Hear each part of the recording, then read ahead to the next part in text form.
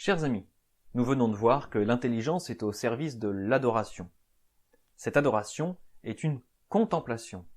C'est la synthèse, en un seul mot mental, de toute la réalité qui est l'objet de notre considération dans une perspective divine. Cette synthèse, qui vient de Dieu, et qui est telle, n'admet qu'un verbe mental, sans mot humain.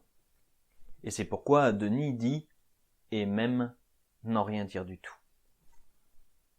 Mais nous l'avons vu, la véritable contemplation se met nécessairement à l'action pour réaliser ce qu'elle considère.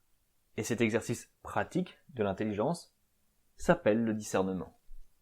Alors, avant de voir comment le don du discernement est au service de l'adoration,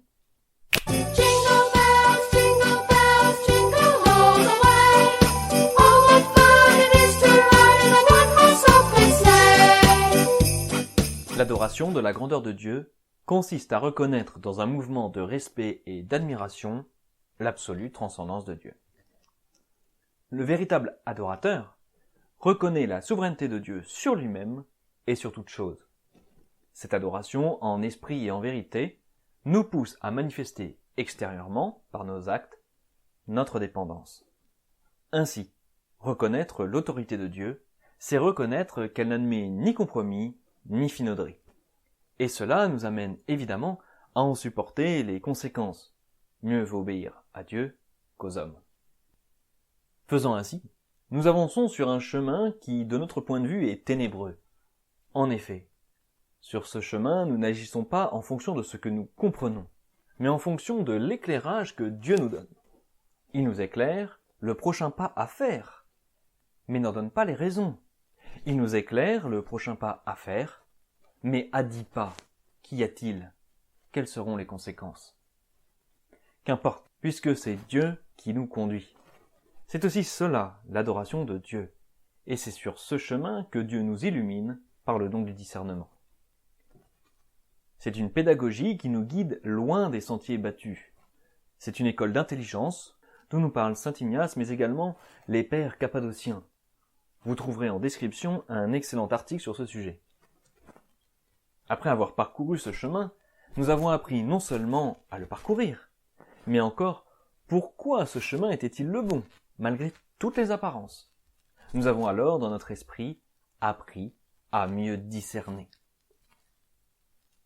Cette course dans la nuit nous apprend à dépasser les apparences, à prioriser, à hiérarchiser, à trouver les moyens d'agir dans la vérité de Dieu, malgré les difficultés. Alors vous me direz, c'est mission impossible, les difficultés sont trop grandes. Et c'est vrai, c'est impossible.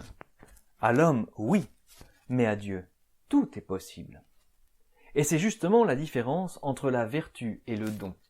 Le don, nous dit saint Thomas, est le don que Dieu nous fait pour que nous puissions accomplir les actes nécessaires à notre salut, et qui pourtant nous sont impossibles tant ils dépassent notre force et notre nature.